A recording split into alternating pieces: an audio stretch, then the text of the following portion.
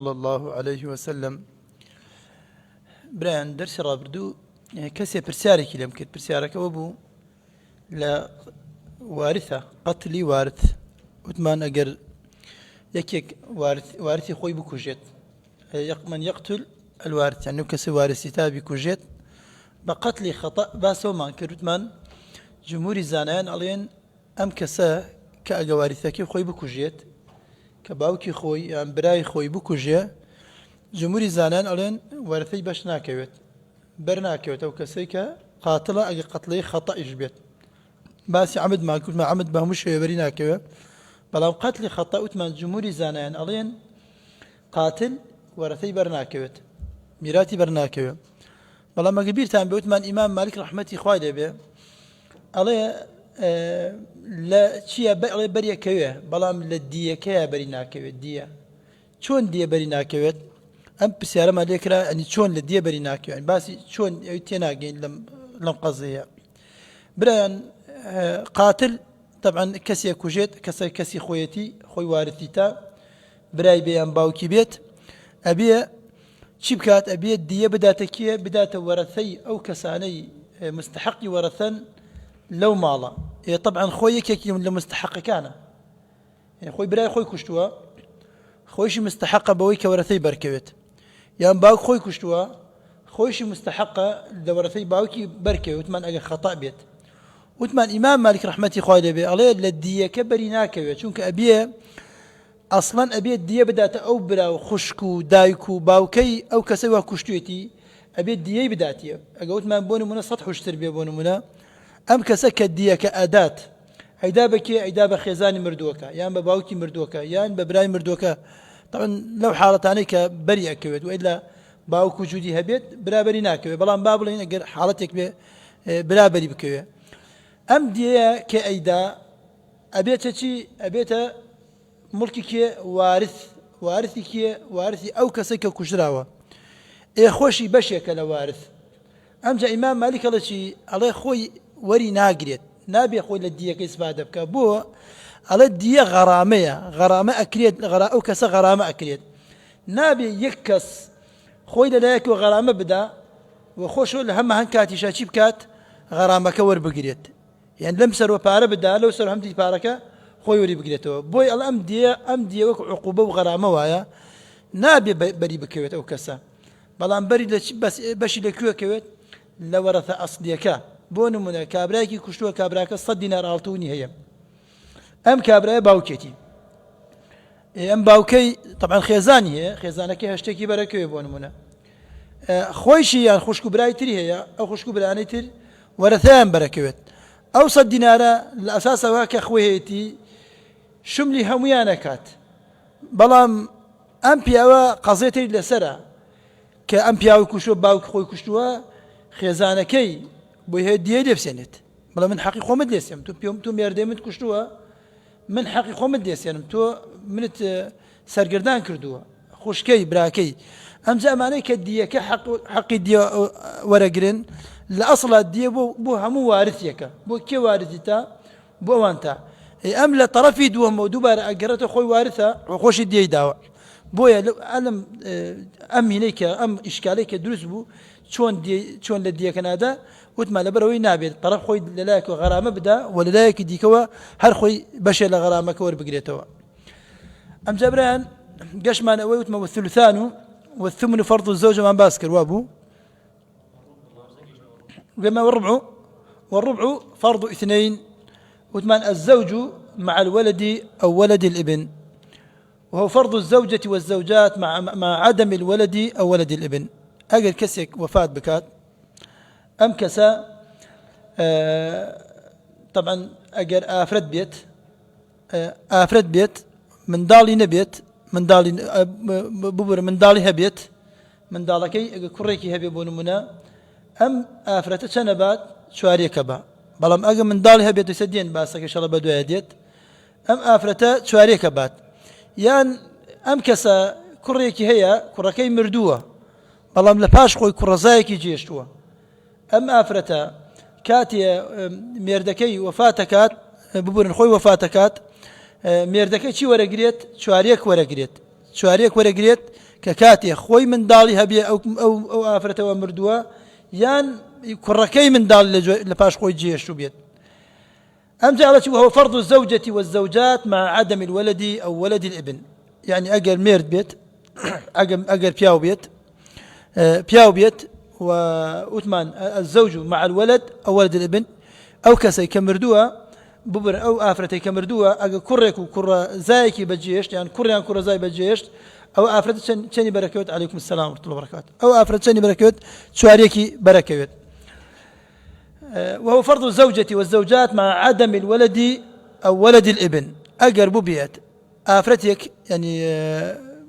مردوبيت ببنا يعني ببون ميردكي مردوبيت ومن دالي نبي أمبياوة من دالي نبيت أم آفرت شن ورقريت شواريك ورقريت من دالي نبيت بران من دالي نبيت شواريك ورقريت بلام أجر من دالها بو يصير بدو عادد والثمن فرض الزوجة والزوجات مع الولد أو ولد الابن برام كوتي الزوجة والزوجات وتأجر يك دانبيت يان شوار دانبن يك نصيب ورقرن نصيب كان شنا يا إما يك لسر شوارا يا إما يك لسر هشتا في الله هشتيك يعني شواريك أم شواريكي بوكيا بو كسيكا مردوبيتو من دالي بجينيش بيت بيايك مردوها من دالي بجينيش روا آفرتي چن ورقريت شواريك ورقريت أجر من دالي بدوي خويا جيشو بيت أو هشتيك ورقريت والثلثان فرض أربعة يعني دولة سرسية بشكا بونو منا أجر بشكا 3 مليون دينار بيت 2 مليوني بركي أكويت إذا زين ما حصيكي ونصيبي كي نصيبي كم عليه البنتين وكسك مردوها وبدوكتي بجيشتوا واتا كورينية أم كسا كمردوها كورينية تنها دوكتي هي يان سيكتي هي يان شواركتي هي يان بيانكتي هي أمانة هميان بشكان شنو بهميانوا دولة سرسي مالكية وتما 3 مليون بيت 2 مليون هنشيا هن أودو كتشيا كسيكي دي كمردوها هیچ من ناڵی جێنێشتووە بەڵام دوو کچی جێشۆ کچەکانی کچی کوڕەکەیتان کچی خۆینین ئەمانش ئەگە دوو بن ئەگە سێ بن ئەگە چوار بن ئەگەر پێنج بن ئەمانش نەسیبێکیان هەیە دوو لەسەر سێ شملی ئەوانەکە ئەڵێ والأختين من الأب والأم بران الأختين من الأب والأم لير على الأب والأم لهندي مؤلفات على الأختين الشقيقين شقيق يعني أو كسيا كخشكو بران يعني بران لشي لدايكو باوكوا ليرى الأختين من الأب والأم والأختين من الأب أقربوا بيا كسيا بمريت بونمونا دو خشكي بجيشتوا طبعا كسري جيشتوا بلا موكو وارث من دالينيا هيك من دالكي بجيشتوا كاللباليا شي دو خشكي هي أم دو خشكا يان خشكي دايكو باوكين يان خشكي تنها لباوكن تنها لباوكن يعني باوكيان يكا دايكيان جاية أما أنا تشانيان بركوي دولة سرسيان بركوي برايان أمجل أخوار فرميتي على والأختين من الأب والأم فأكثر يعني أجزيات رجبن والأختين من الأب فأكثر أجزيات أجر دو خشك كلا براكا سي خشك لباوكبون شوار خشك لباوكبون زيادة رجبية وهذا عند انفراد كل منهما عن إخوتهن أما أقربة هابن بران لقلا نبيت يعني بران لقلا أبو معادلة أقوري جاري وايها بشي آفرة كان زورك جاروايا كمكات شون بشك زورك وكمكات جاروايا نصيبي آفرة كان سروي دولة سرسية مثالي كده نمونيك بمن داوى كما لو كنا عشرا والذكر واحد بونمونا كسك مردوها أجر خشك بيت يعني كش بيه بونمونا دا خشكي جيشتوا وتنها برايكي بجيشتوا يك برايك لقل دا خشكا أما ناو تلي دولة سرسية يعني الله يبلا أما كاكا دولة سرسية دينك شكانوا باقي بو كركا لا للذكر مثل حظ الأنثيين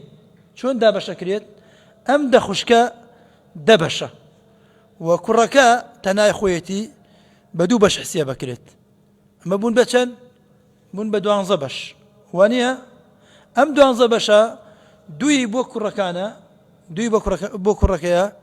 أو باقيكي كامل بوكيا بودك شكيا وانيا واتا أم رقم وكو بارا وكو حجم زور ترى لبشي كركا زور ترى بلام لشويني كي ترى عكس بيتوا كباسي عليه وهي أكثر من ثلثها وقد ينقص كبنتين مع ابنين جاروا دو خشكن لقلشيا دو برايا يان دو كرن لقل دو كشا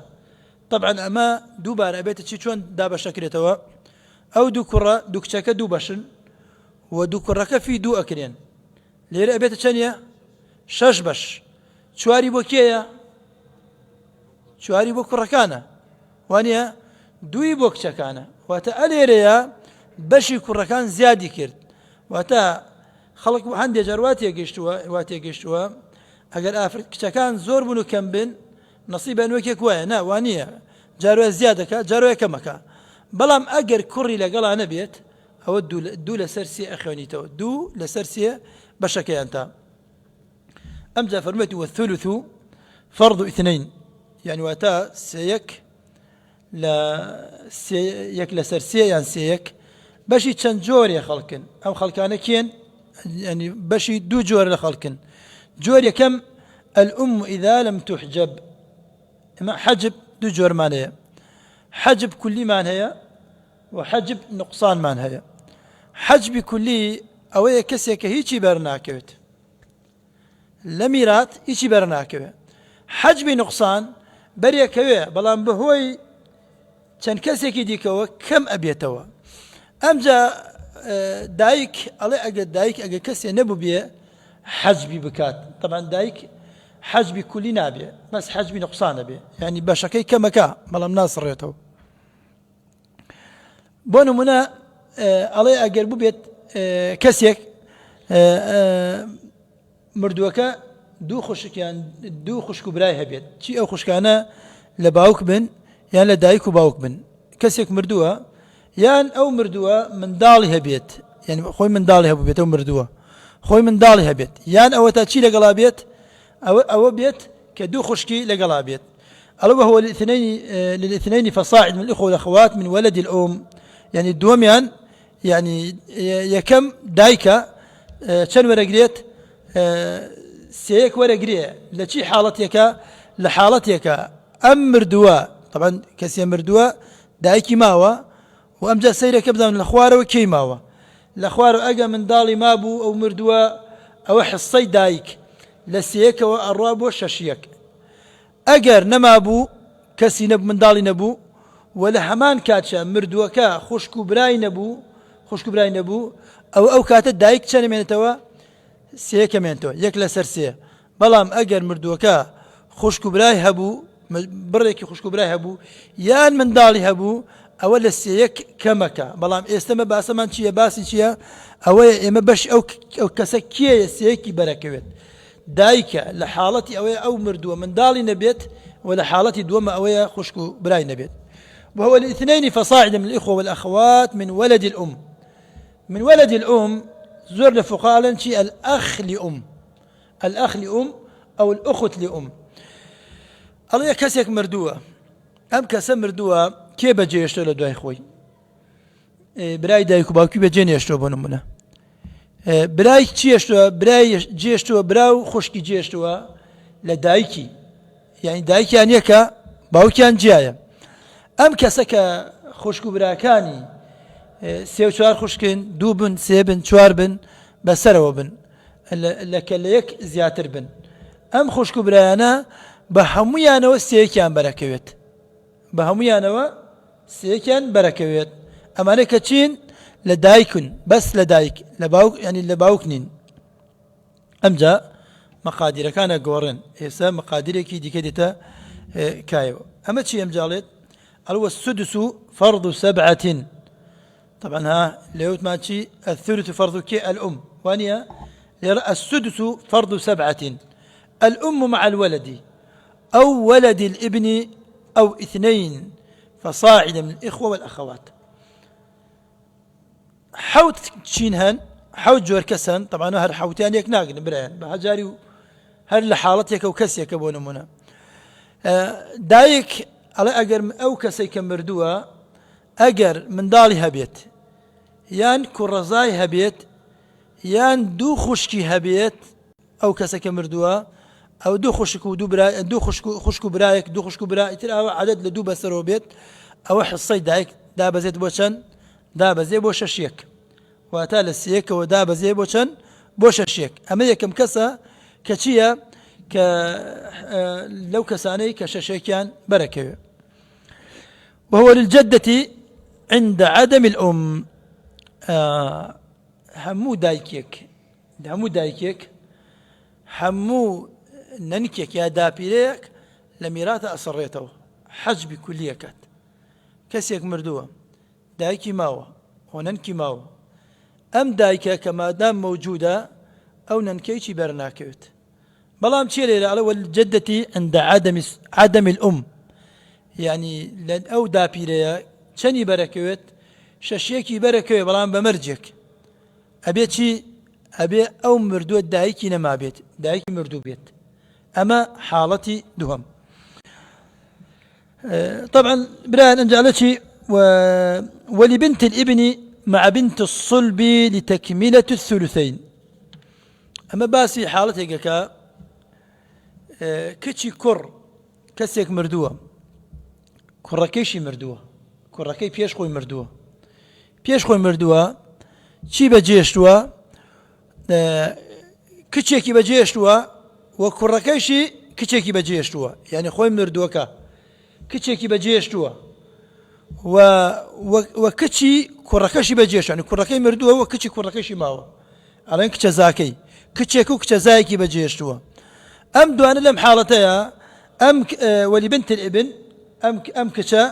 شەشێکی بەرەکەوێت هەر کاتێ چی بێت هەر کاتێ کچێکشی بەجێش بە مردووەکە واتە ئەم کچە زایە شەشێکی بەرەکەوێ لە حاڵەتێکە کە خۆی وارث بێت و میمکێکشی لەگەڵا وارث بێت یعنی ئەکاتە کچی کیە ئەکاتە کچی مردووەکە خۆی کچە زایەتی ئەمیش شەشێکی بەرەکەوێ ببورن برایان بەخوا زانم میرات باب میرات تەختە و سەبورە نەبێت تۆزە قورسە ڕاکێشانی بۆ ئێوە قورسە بۆ ئێمەش قورسە چونکە ئێمەش فێر بووینە بە تەختە ئیشارەکەین بە قەڵەم و وەرەقەیش بکەین کە دێنە سەر مەتن و بەم طریقەت شەرحەکەین بەس وتمان ناچارین چونکە مامۆستا ئیبراهیم خواز زاخێردا مامۆستایەکی بەتوانای و ینی وەتان شیە کاتەوە ئینشەڵڵا بۆیە کاتی زۆر پێوە ناکوژین برایان ئەمجا فەرمووی وهو للأخت مع الأخت من الأب والأم يعني حالتي شوارم كشاشيكي بركويت كسيك مردووە خوشکێکی لە دایک و باوکی بەجێشتووە بۆ خوشکێکی تەنها لە باوکی بەجێشتووە یعنی ئەم خوشکی دووەمە فەرقەکەی چییە دایکیان یەک نییە باوکیان یەکە بەڵام خوشکی یەکەم ئەمە چییە لە دایک و باوکە الأخت من الأم والأب وتمان الأخت الشقيقي بيالن ئەم خوشکە کە تەنها لە باوکێتی ئەوی شەشێکی بەرەکەوێت کەسێ مردووە و دوو کچی بەجێشتووە ببورن کەسێ مردووە و دوو خوشکی بەجێشتووە کەسێ مردووە دوو خوشکی بەجێشتووە یەکێکی لە دایک و باوکێتی یەکێکی تەنها لە باوکێتی ئەمەیان وا تەنها لە باوکێتی حسەکەی چەنە شەشێکە برایان ئەمجا فەرمێت وهو فرض الأب مع الولد وهو فرض الأب مع الولد أو ولد الابن كسيك مردووە و باوکی بەجێشتووە و کوڕشی بەجێشتووە ئەم باوکە چەندی بەرەکەوێت شەشێکی بەرەکەوێت ئەگەر کەسێک مردووە باوکی بەجێشتووە و کوڕەزایەکشی بەجێشتووە ئەویش بە هەمان شێوە شەشێکی بەرەکەوێت واتە ئەگەر ئەو کەسە مرد باوکی بەجێشت بەیان کوڕ یان کوڕەزای لە دوای خۆی بەجێشت ئەمە چەندی بەرەکەوێ شەشێکی بەرەکەوێ ئەمە جۆری چەندەم بوو جۆری پێنجەم ئەم جەبرایان وفرض الجد عند عدم الأب باباش یان باپیرە ئەمیش شەشێکی بەرەکەوێت بەمەرجێک باوک نەبێت طبعا حسەی باپیرە برایان شەشێکە هەر کاتێک چی بێت ئەو کەسە ئەو مردووە باوکی بەجێ نێشت بێت شەشێکی هەیە و لە هەمان کاتاچی منداڵێکی بەجێ نێشت بێت بە دوای خۆیەوە مردووەکە ئەم بابایە چەندی بەرەکەوێت شەشێکی بەرەکەوێت بەڵام ئەگەر ببێ منداڵێکی بەجێش بێ منداڵەکە کچ بێت ئەمە حسەی چۆنە بێت ئەمە شەشێک ئەبا لەگەڵ باقی پێوترێت چی بمێنتەوە باقی لە وەرسەکە بۆ خۆی بە بەڵام لە حاڵەتێکی دیکەیە ئەگەر ببێت و ئەم کەسە مردوو بێت و بابای بەجێشتی بێت و هیچ منداڵێکی بەجێ نێشتی بێت بۆ نمونە خێزانێک و بابای بەجێشتە پیاوێک مردووە خێزانێکی بەجێشتووە خێزانەکە چەندی بەرەکەوێت چوارێک بەرەکەوێت بەرەو منداڵی نییە وانە ئەم بابایە چەندی بەرەکەوێت باقی کامل وەرسەکەی بەرەکەوێت بەڵام ئەگە کوڕێکی هەبوو ئەوە شەشێکی بەرەکەوێت ئەگەر کچێکی هەبوو ئەوە شەشێک زائیدەن باقیەکەی بەرەکەوێت بابا برایان لە کوتوبی فقه دوو جۆر جەد هەیە جەد صحیحی پێوترێ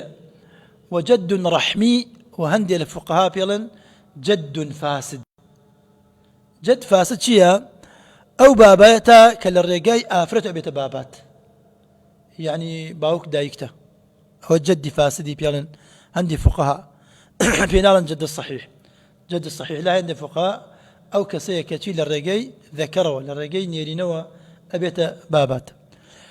أم جاء أم دو جورا أم جوري جدي صحيح أم أبو باس ما كرت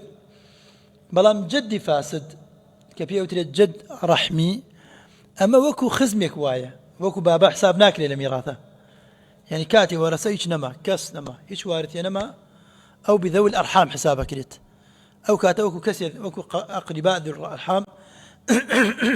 حسابك كريت قلنا وفرض الجد عند عدم الأب وهو فرض الواحد من ولد الأم أم جاي أقربوا به كسيك مردو بيت وشي بجيشتوا يك برايكي بجيشتوا يعني كستري بارسي تري جيشتوا خشكي جيشتوا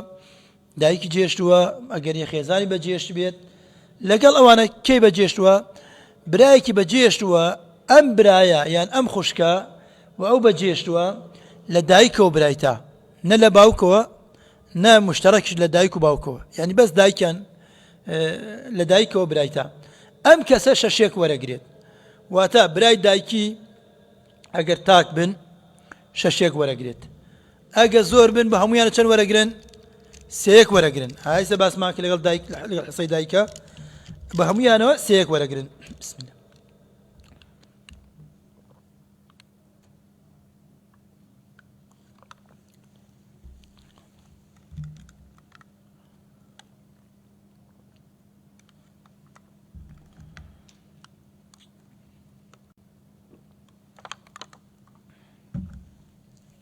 أمدا فرموا تسقط الجدات بالأم والأجداد بالأب همدا بيريك بدايك كدايك وجودي دايك أبو أو لقسمي ميراث دارتشي هيشي برناكوت وهمو بابايك هتا باوك وجودي هبو بابا بريناكوت كسيك مردوه باوكي بجيشتوه باباي بجيشتوه ما دام باباي موجودة باباي بريناكوت كسيك مردوه دايكي بجيشتوه ودابيري بجيشتوه ما دام دايكي موجودة دابيري بريناكوت طبعا بران فرميتي ويسقط ولد الأم مع 4 يعني براي دايكي بچەند بێبەشە بێت چەند کەسێک وجودیان هەبێ ئەم کەسانە هەر کاتێ ئەمان لەناو معادلەیە بن ئەو برای دایکیە هیچی بەرناکەوێت یەکێکیان ئەلوەلەد کەسێک مردووە وە کوڕێکی بەجێهێشتووە و لە مقابلە برایەکشی هەیە لە دایکەوەتە ئەو برایە چییە؟ خارج قەوسە هیچی بەرناکەوێت لەبەرەوەی فەرع الوارث هەیە وولد الابن وكسيكش مردوه وكرزايكي بجيشتوا وبرايكي بجيشتوا براكي لدايك وتا لدايك باوكونية أم كسا أم برايا أوش بريناكوت أوش شي بيت دور أخرته ولا ورثة والأب والجد وهركاتيكيش باوك موجود بو وباباش موجود بو أما براي دايكي إيشي برناكويت اختصارا فقهاء اختصاري كانوا ألن ويسقط ولد الأم بالفرع الوارث وإن نزل وبالأب وإن علا يعني أجر براي دايكي وجودي هبو بفرع الوارث الذكر كمن دال وإن نزل ككركي بيت أخواروا يتشن بشيت أخواروا منعي شيكن منعي براي دايكي كان باوك برو سرو بروات براي دايكي دركنا دروا بمشوار كسا أوان هيشان برناكيوت أو براي دايكي هيش برناكيوت ويسقط الأخ للأب والأم يعني تشيوتمان الأخ الشقيق نوكالة جيجاك تلبيبين بيبستن الأخ الشقيق أو تشي أو أخيا الأخ لأب والأم مع ثلاثة عليه براي دايكيو باوكي بس يكس دور أخرينوا سيكن براي تنها دايك بشوار كذبو وانيا كر وكرزا وباوك وبابا بلام ليرة براي دايكو باوكي چونك صلة الرحمة كي نزكتريان هيا لدايكو لباوكو برايا بابا سقوطك بابا يتيداني يعني بكي أم برايا درجت أم براي كي لدايكو باوكو برايا لبشي ورسناكوت أجر مردوك كريكي هبو يان كرزايكي هبو يان باوكي موجود بو باوكي موجود يان كر يان كرزا براي دايكو باوكي چتا دروا هيچي برناكوت أم جابران فرمي ويسقط ولد الأب بهؤلاء الثلاثة وبالأخ للأب والأم فرمي ويسقط الأخ لأب والأم مع ثلاثة يعني وباس أو ماكر ولد الأب أربعة هؤلاء أي الابن وابن الابن والأب وبالأخ للأب والأم أم جابراي دايكيوت مان بوشو هالكسا سقوطك أبريان باس أو ماكر أم جديت أم ديوا التي وأربعة يعصبون أخواتهم أصاب برام يعصبون عن شيء يعني شريك بشأبن شوار كسن أم شوار كسا شريك بشي خشك كان يعني أبن لقال خشك أنا شريك بشأبن طبعا بشي قاعدة للذكر مثل حظ الأنثيين أم شوار كسا أما أنا لهرجة جايك خشك أنا هبو لقال أنا شريك بيته بعضهم شي خشك سباسكين أو أربعة يعصبون أخواتهم الابن وابن الأب ابن الابن والأخ من الأب والأم والأخ من الآب يعني برأي كم كر كسيك مردوه وكر بجيشتوه وكتش بجيشتوه أما أنا بهردو كان ابنتي ابن عصبة شوان اللي يكريت للذكر مثل حظ الأنثيين أقد تنها كرك وتنها كشبو فارك أكريت السيبشو دو باش أدري بكركا باش أدري بكشكا أما حالتي كم كمانا بيوتري عصبة حالتي دوهم كسيك مردوه وكرزاي بجيشتو كرزا كان كتشو كرن أما نشا بن عصبة بو يكتري يعني بهمان شيوا للذكر مثل حظ الأنثيين يان حالتي سيمتيا الأخ من الأب والأم يعني الأخ الشقيق